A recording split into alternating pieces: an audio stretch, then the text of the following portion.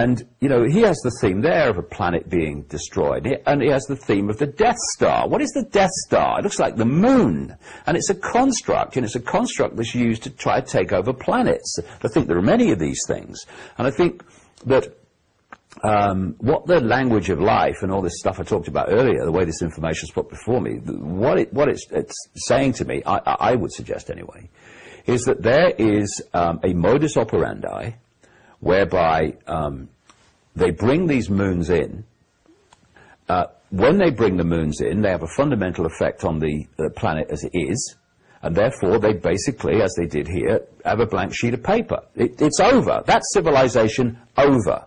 And then as things settle down, they start genetic manipulation and other manipulation, and they take over the society, take over the planet. But one thing to mention is that these moons are dependent upon the target planet for resources, for slave labor to create the resources and all the rest of it. So although there seems to be this dynamic that the moon is in control of the planet, actually the moon is completely dependent upon the planet for all that it needs. And one of the common themes through the ancient accounts, through the Zulu legends, and through people that I've met in the modern world over the years, is that these reptilian entities, who I say are within the moon, not only there, mind, within the Earth and also in other areas of this solar system, but they are terrified of exposure, because compared with the human population, there's not that many of them. It's why one of the reasons they want to cull the human population, which is a recurring theme in conspiracy research, is because they can't deal with the numbers. But also, they're completely dependent on this planet for resources. And parasitic relationships. Oh, that's what I've said in the book. And this is interesting, Bill, because I talk about something in the book which I call the moon matrix. And this moon matrix is a collective mind which is broadcast from the moon.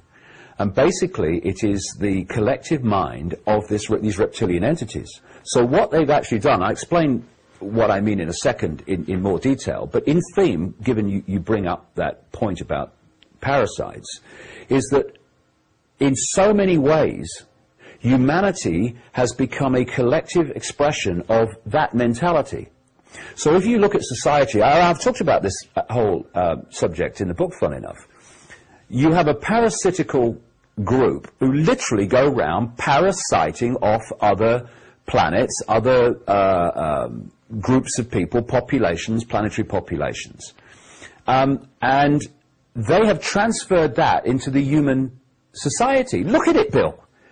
The human society is awash with people parasiting off other people, using their efforts, using their talents to make rewards for them to which they've contributed nothing. Look at the banking system.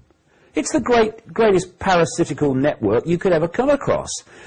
You look at governments parasiting off the population. Look at transnational corporations parasiting off the population, and then you bring it down into the general population, and you've got parasites. I mean, I've had parasites in my life. One guy tried to take over control of all my books, and I had to spend a fortune going to court to stop him. He hadn't contributed a word or a fact.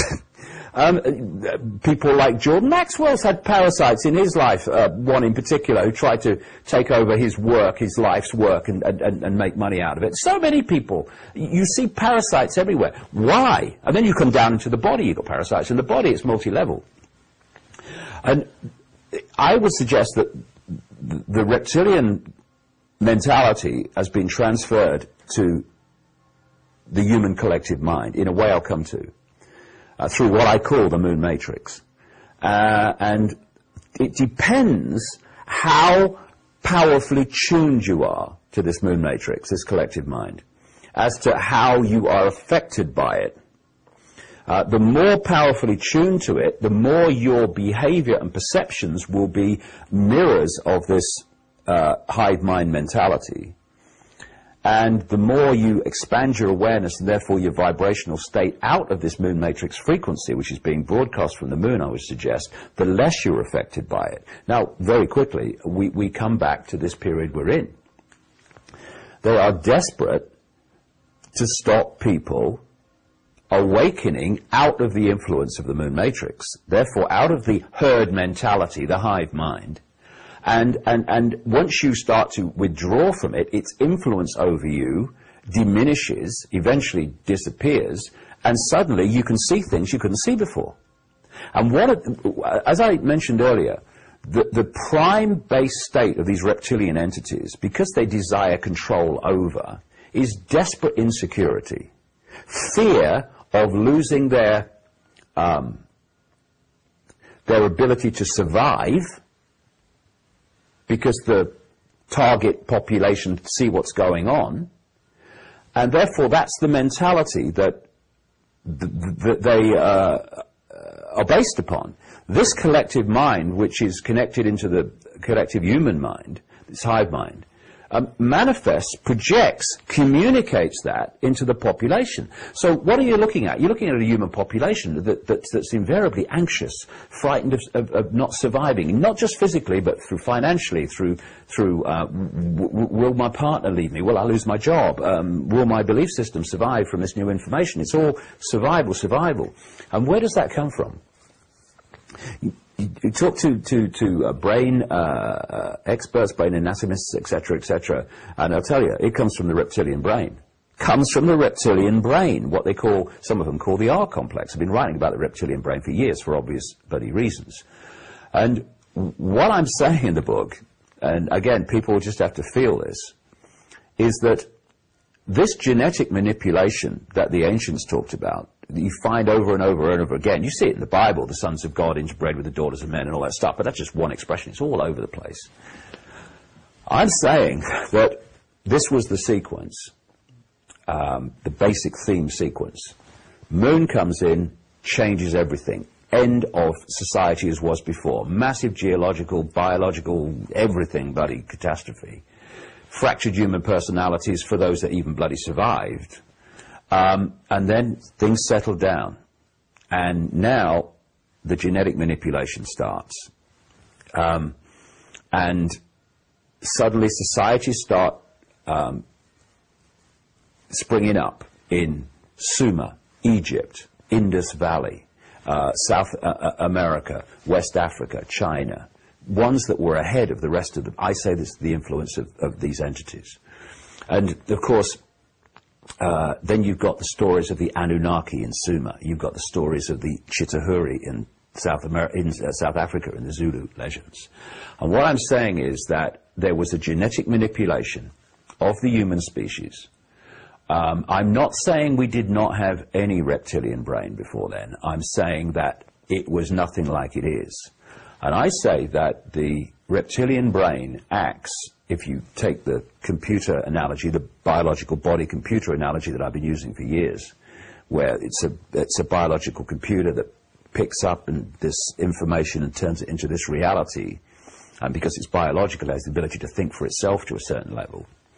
If you take that analogy, this is a microchip, this reptilian brain, and this microchip is connected to the moon matrix. And if we live our lives through the character traits of the reptilian brain, which is basically fear of not surviving in all its expressions, and also reaction. Reptilian brain don't think. It reacts. And that's a good thing in some ways. If you're driving along the road and someone walks in front of your car, thank you, reptilian brain. You know, you're not going through the neocortex. Oh, this woman's crossing the road. What should I do? Should I stop? Should I swerve? No, bang! But once you get that reaction mechanism manifesting and influencing and dictating, in so many people it does, my goodness, all of us from time to time, if not more than time to time, in the general run of life and decisions and interactions, then you've got a society that is actually a manifestation of the reptilian brain. And in the book I go into a lot of detail about the traits of the reptilian brain, and then compare them with the traits of human society, and they're incredibly mirrors of each other in so many ways.